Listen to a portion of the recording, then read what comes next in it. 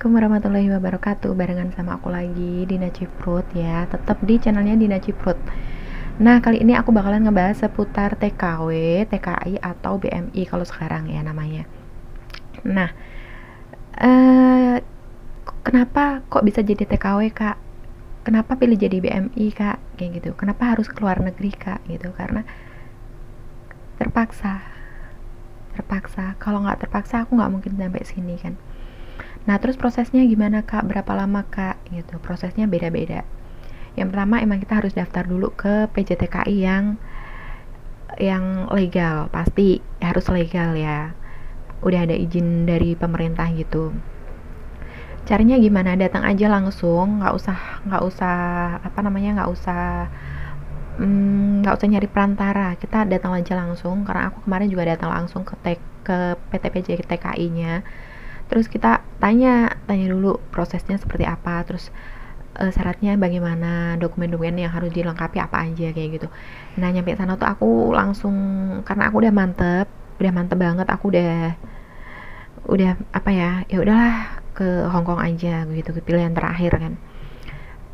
Aku datang langsung ke PT-nya, ke PT yang alhamdulillah lumayan deket sama tempat aku, cuma 2 kilometer gitu.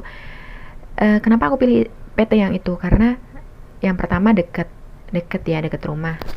Terus yang kedua aku cari yang emang dia bisa apa ya, bisa laju gitu loh, bisa balik, bisa pulang langsung gitu.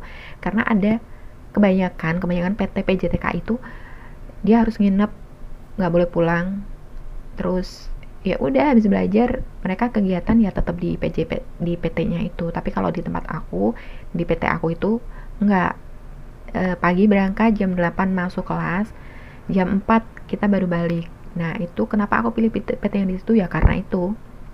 Karena satu deket, dua kita diperbolehkan untuk pulang karena aku waktu itu masih belum diperbolehkan untuk resign dari pekerjaan aku yang lama. Jadi ya udahlah. Aku pikirnya gini. Aku sih sempat bilang sama ketua yayasan kan, Bu, saya nggak bisa kalau misalnya saya harus fokus di satu pekerjaan saya yang sekarang karena saya harus belajar harus belajar bahasa untuk berangkat ke Hong Kong. Aku bilang gitu. Terus lo kenapa mbak gitu kan. Ya udah aku akhirnya cerita. Terus beliau bilang gini, ya udah nggak apa-apa, nggak usah resign dulu, yang penting kerjaan selesai, sekolah selesai kayak gitu. Nanti resignnya pas udah mau berangkat ke Hong Kong aja mbak, katanya gitu. Karena nggak ada orang, siapa lagi kalau bukan jenengan, katanya gitu. Ya udahlah, daripada kerjaan di sekolah murat marit kan nggak enak sama orang dinas juga kalau misalnya ada data-data yang harus dikirim, terus ada proposal yang harus dikirim, ada laporan pertanggungjawaban yang harus dikirim gitu. Nah, itu kan waktu itu kan masih masa jabatan masih di aku. Jadi ya udahlah, aku berusaha untuk bertanggung jawab. Kalau misalnya dari dinas pendidikan kabupaten itu minta data siswa, ya udah aku kasih kayak gitu. Kalau minta laporan ya udah aku kasih gitu kan. Kalau ada rapat-rapat aku tetap berangkat, aku izin ke PT-nya, ada rapat gitu kan. PT juga tahu kalau aku di situ di sekolah, aku masih kerja di sekolahan kayak gitu. Nah, untuk prosesnya berapa lama? Prosesnya itu aku dari daftar sampai terbang itu 4 bulan gitu. Jadi 4 bulan proses itu aku udah terbang. Beda-beda. Kalau misalnya udah rezekinya deket ya 3 bulan 2 bulan udah terbang. Tapi kalau aku 4 bulan baru terbang. Dan itu apa ya? Ya emang segitu sih, rata-rata segitu, 4 sampai 6 bulan baru terbang. Terus syaratnya apa aja? Syaratnya itu KK asli, semua dokumen asli ya. KK, KTP, akte lahir, ijazah terserah mau pakai ijazah apa. Aku pakai ijazah SMA. Eman-eman ya kalau misalnya kita pakai ijazah yang udah kita ijazah perguruan tinggi kan cuma jadi babu. Ya udah aku pakai ijazah SMA. Aku mau pakai ijazah SMP kok gimana gitu rasanya, aneh aja gitu. Ya udah akhirnya aku pakai ijazah yang SMA. Aku masuk ke situ, belajar bahasa pun nggak maksimal karena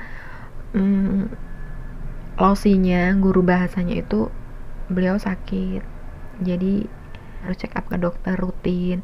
Jadi kita kayak siswa-siswa atau murid-murid di kelas Hongkong itu yang bener-bener bahasa bener-bener kurang sih, jujur aja. Aku 4 bulan belajar bahasa aja aku masih belepotan, sampai sekarang pun aku masih nggak bisa bahasa.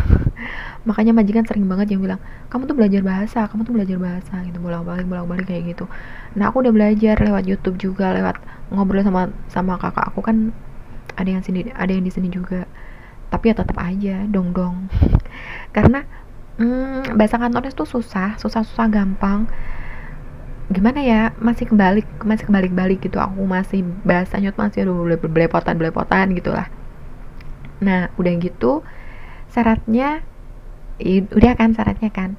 Nah terus apa yang harus kita persiapkan kalau kita mau berangkat ke Hongkong? Satu, niatnya, atau jadi TKW.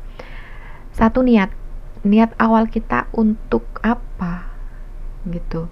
Kita ke Hongkong tuh mau ngapain sih? Mau jadi artis dadakan, ya kan? Karena kan banyak banget di sini yang mbak-mbak atau caca-caca yang pas berangkatnya dibuluk banget, begitu udah nyampe di Hongkong, kayak artis, ya kan? Balik udah mau kuliah artis dia, mau Jawa ngomong. Nah itu yang pertama, niat yang harus benar-benar kita terapkan, yang benar-benar harus kita pegang itu niat kita ke Hongkong tuh mau ngapain, mau kerja, mau mejeng, apa mau jadi artis dadakan. Nah kalau aku, insya Allah aku niatnya sih cari modal untuk bikin usaha di rumah. Ntar kalau pas balik, insya Allah ya, doain ya teman-teman ya. Terus yang kedua, itu harus sabar digelar dodone sak jembare. Kalau bahasa Jawanya gitu, kita harus sabar karena di sini kan orang Cina itu kan orangnya kaku, terus ada yang kasar juga. Jadi kalau misalnya kita nggak sabar, udah deh ambiar sampai sini, bener nggak betah beneran. Terus berikutnya apa ya, habis sabar harus tahan godaan karena di sini branded barang-barang branded itu yang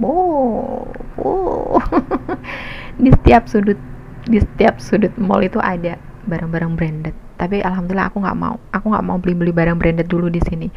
Belinya ntar aja kalau aku udah usaha di rumah udah jalan, kita beli aja di Indonesia. Atau kalau nggak, kita minta tolong teman-teman yang masih ada di sini untuk beliin dong ini dong gitu kan, nitip lah istilahnya. Aku untuk sekarang ini aku benar-benar fokus di cari duit buat modal. Kalau untuk main, karena kan di sini tiap minggu libur, jadi ya mau nggak mau kita harus nahan nafsu kita untuk belanja numpuk barang yang nggak bermanfaat, numpuk barang yang nggak penting gitu kan. Kalau kita nurutin barang-barang branded, nurutin fashion itu nggak ada habisnya gitu. Jadi ya harus tahan godaan itu tadi. Terus berikutnya apa ya, jangan lupa doa. Bener, doa itu bener-bener ampuh banget beneran. Dan alhamdulillah di sini kalau aku biasa ya, aku kan kalau di rumah pun mau bangun tidur itu ruqyah mandiri gitu. Terus daripada kita bengong, kalau udah kerjaan kita udah selesai, daripada kita bengong, mending kita zikir, kita sholawat kayak gitu. Nah ini kan kerjaan aku kan pagi ada cuci mobil kan, 2 hari sekali cuci mobil. Nah itu aku tiap kali aku cuci mobil itu aku sambil sholawat, Allahumma sholli ala sayyidina Muhammad wa ala ali sayyidina Muhammad. Mudah-mudahan suatu saat aku punya seperti ini gitu. Sempat punya tapi hilang. Dan mudah-mudahan ntar rezeki ada jadi bisa beli mobil, alhamdulillah ya. Jadi kalau misalnya ada orang yang butuh, orang mau minta tolong, Mbak Dina pinjam mobilnya, kita bisa bantu gitu. Itu sih, kita nggak usah muluk-muluk kita kaya buat apa enggak. Kita kaya itu kayak materi ya, kita kayak materi itu diniatkan untuk bantu sesama. Jadi insya Allah lebih barokah rezeki kita kayak gitu teman-teman ya.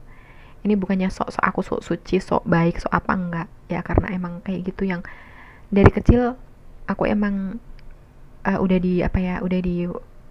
dibiasakan seperti itu sama orang tua aku. Jadi ya sampai sekarang mungkin masih, sampai aku nggak ada, mungkin sifat aku kayak gini masih tetap nempel di sini ya. Dan buat temen-temen yang mau kerja di luar negeri, diusahakan cari dulu kerja di Indonesia. Kalau emang bener-bener udah nggak ada kerjaan, silahkan cari kerja di luar negeri, karena kerja di luar negeri itu nggak gampang, nggak mudah ya, nggak ringan, butuh hati yang kuat, butuh hati sing bakoh kalau istilah Jawanya. Jadi ya diusahakan lah cari kerjaan di Indonesia dulu, kerja apa aja yang penting halal gitu kan. Aku aja di sini udah 1 tahun, baru 1 tahun udah rasanya pengen banget balik. Kalau ada yang, kalau apa namanya, kalau lihat video-video yang ngebahas tentang kayak kampung-kampung, kayak pegunungan gitu di negara kita di Indonesia, aku tuh yang hati tuh perih banget, rasanya tuh pengen balik gitu. Tapi gimana lagi ya, masih 1 tahun kontrak, ya udahlah dijalanin aja. Bismillah, niatnya dari awal apa, mudah-mudahan insya Allah tercapai, terlaksana tanpa satu halangan apapun. Oke, terima kasih. Wassalamualaikum warahmatullahi wabarakatuh. Jangan lupa like, share, dan subscribe buat yang belum subscribe. Oke, dadah, bye bye.